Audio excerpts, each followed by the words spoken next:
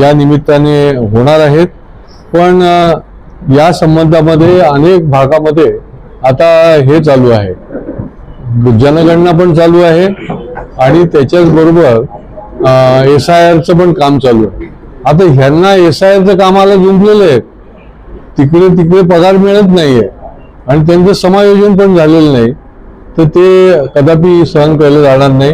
त्याच्यामुळे त्यांनी एका आठवड्यामध्ये योग्य त्या पद्धतीने त्यांचं जिथे घेतील अशा ठिकाणी समायोजन केलं पाहिजे अशा प्रकारची भूमिका घेतली. काही ठिकाणी मी कमिशनर साहेबांना पण भेटलो होतो. कसं असतं की छोट्या छोट्या चोऱ्या माऱ्या देखील मोठ्या प्रमाणामध्ये लोकांना त्रासदायक होतात आणि काही ठिकाणी पोलीस स्टेशनमध्ये लोक पोलिसांचे जे समजा सिनियर PIचे जे खालचे लोक आहेत ते त्याला उडून लावतात. अहो, प्रत्येक ठिकाणी चोऱ्या निर्णया ठिकाणी CCTV फुटेज देखील देऊन जर होत नसेल तर ते योग्य होणार नाही. जॉईंट कमिशनरला आम्ही या संबंधामध्ये पुराव्यानिशी त्यांना आम्ही दिलेले कागद आणि त्याच्यावर तात्काळ कारवाई झाली पाहिजे आणि जी चोरी आहे ती CCTV मध्ये दिसत असल्यामुळे तुम्ही ती पकडली पाहिजे अशा प्रकारचे केलेलं आहे. बघा, महापालिकेमध्ये आता 3 विकेट गेलेले आहेत. पाटोळे गेले, बिरारींना निलंबित केलं आणि दुसरे मालमत्ता विभागामध्ये जे आहेर होते, जे निवृत्त झाले, यांना देखील अटक झाली. महापालिकेने कुठलीही कारवाई केलेली नाहीये. एक शासनाने कारवाई केली म्हणून गेले, दुसरे अँटी करप्शन मध्ये पकडले गेले म्हणून गेले आणि तिसरे क्राईम ब्रँचच्या माध्यमातून चुकीच्या पद्धतीने त्यांनी काम केलं म्हणून गेले.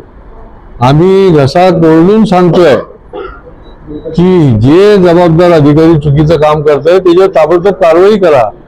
त्यांना कोण पाठीशी घालत होतं मला काय कळत नाही. या महापालिकेमध्ये होते तोपर्यंत व्यवस्थित चाललं होतं यांचं आणि त्याच्यानंतर त्यांच्यावर अशा पद्धतीची लोकांच्या भल्याकरता ही कारवाई झाली. परंतु महापालिकेने याच्यामध्ये दखल घ्यायला पाहिजे की अशा पद्धतीने अनेक तक्रारी आल्यावर, अहो आम्ही तक्रारी दिलेल्या आहेत, विधिमंडळात सांगायचो आम्ही, परंतु तुम्ही कारवाई केलेली नव्हती. परंतु शेवटी कसं असतं की जैसी करणी वैसी भरणी. एकदा तुमची वेळ आली की मग कोणी काही कारवाई नाही केली, कोणी पाठीशी घालायचा प्रयत्न केला तरी देखील योग्य ते होतं. त्याची ही उदाहरणं आहे. डिपार्टमेंटमध्ये देखील, पोलीस डिपार्टमेंटमध्ये काही कर्तबगार जरी अधिकारी असले तरी अनेक जणांच्या अनेक गोष्टी ज्या आहेत त्या आपल्याला वर्तमानपत्रामधनं वाचायला मिळतात. योग्य वेळेला त्या संबंधामध्ये कार्यवाही व्हावी हीच आमची किमान अपेक्षा आहे.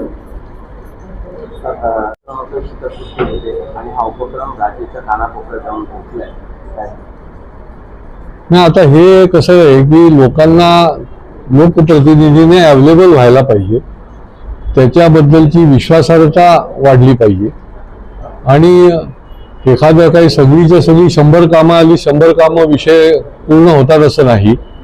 परंतु त्याची प्रामाणिकपणे पाठपुरावा करून त्याच्या जितकी कामं त्यांची मार्गी लागतील, काही सामूहिक पण कामं असतात. आता बघा, माझ्याकडे लोक आले होते की वन खात्याने दरवाजा बंद करून टाकला. आता ते 50 वर्षापासून त्यांचं जाणं येणं होतं ते बंद झालं. तर तात्काळ आपण जर संपर्क करून त्याचा पाठपुरावा केला, मी ताबडतोब आमचे सन्माननीय गणेश नाईक साहेब यांच्याशी कॉन्टॅक्ट केला. त्यांनी कॉन्फरन्समध्ये अधिकारी घेतले फॉरेस्टचे आणि त्यांना तात्काळ सांगितलं की आपल्याकडे जी तक्रार आलेली आहे, बरेच लोक आले होते, ते सगळे त्यांना म्हणजे कुठून रस्ता आता जायचं कुठे तेच बंद झालं होतं. तात्काळ त्यांनी आदेश दिले आणि तो आता या 2 दिवसामध्ये ते दरवाजा जो आहे वन खात्याने बंद केलेला त्या काही अटीवर उघडला जाईल. माझं याच्यामधलं म्हणणं हेच आहे की जेवढं तुम्हाला त्यांना लवकरात लवकर न्याय देता येईल तो करा. काही विषय असे असतात की अनेक वेळ तुम्हाला त्याचा पाठपुरावा करावा लागतो आणि हे काम जे आहे की आमचे हे सगळे, आता बघा इथे आमचे नगरसेवक पण आहेत, आलटून पालटून निरनिराळ्या भागातले येत असतात, जे प्रश्न ते सोडवत असतात ते देखील ते या ठिकाणी सांगतात आणि केवळ ठाण्यातले नाही तर ठाण्याच्या बाहेरचे देखील. आता हे मूर्तिजापूरचा विषय घेऊन आले होते माझ्याकडे, मी आता त्यांना पत्र दिलं त्यांचं काम नाही मार्गी लागलं तर पुढे पाठपुरावा करू शकतो. त्याच्यामुळे लोक येतात आणि त्यामुळे अशा पद्धतीने लोकांचे प्रश्न सोडवण्याकरता जे म्हणून जबाबदार लोक आहेत, लोकप्रतिनिधी असतील किंवा कोणी, तर त्यांनी वेळ द्यायला लागेल, त्यांना सांगायला लागेल. आणि या जनसंवादाच्या माध्यमातून आम्हाला हे करता आलं. त्याच्यामुळे आम्ही पुढे देखील आता सेंचुरी मारून पुढे देखील हा उपक्रम जो आहे तो चालू ठेवणार आहोत.